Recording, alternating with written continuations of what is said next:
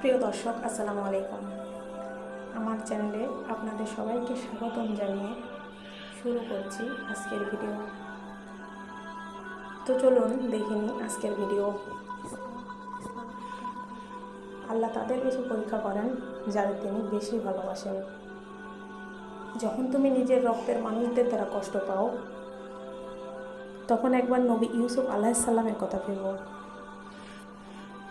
তিনি আপন ভাইদের দ্বারা কিভাবে প্রতারিত হয়েছিলেন। যখন তোমার বাবা মা তোমার বিরুদ্ধে বিরুদ্ধাচরণ করে, তখন নবী ইব্রাহিম আলাইহিস সালামের কথা ভেবো। তার বাবা তাকে কিভাবে আগুনে নিক্ষেপ করেছিলেন।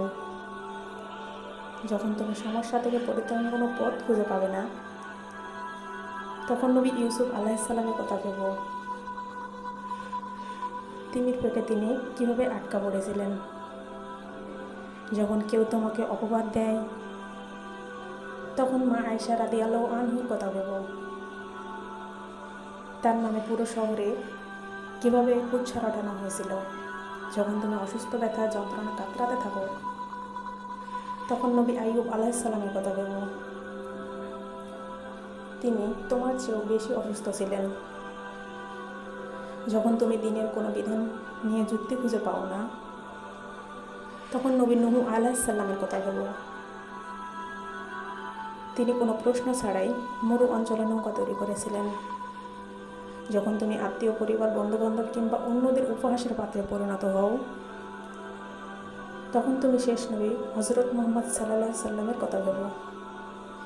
রাসূল সাল্লাল্লাহু আলাইহি সাল্লাম বলেছেন, সবচেয়ে কঠিন পরীক্ষা থেকে সবচেয়ে বড় পুরস্কার আসে। যখন আল্লাহ কাউকে ভালোবাসেন, তখন তাকে পরীক্ষা করেন, এবং যে পরীক্ষাগুলো মেনে নেয় সে আল্লাহর সন্তুষ্টি অর্জন করে। আর যে অভিযোগ করে সে ক্রোধের পাত্র হয়। হে আল্লাহ, তোমাকে মনে করার, তোমার প্রতি কৃতজ্ঞ হওয়ার এবং তোমার ইবাদত করার তৌফিক আমাদেরকে দান করো। যেভাবে তুমি সন্তুষ্ট হও সেভাবেই আমাদের পরিচালিত করো। আমিন।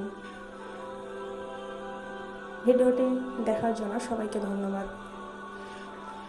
নতুন নতুন ইসলামিক ভিডিও পেতে চ্যানেলটি সাবস্ক্রাইব করুন। ধন্যবাদ সবাইকে।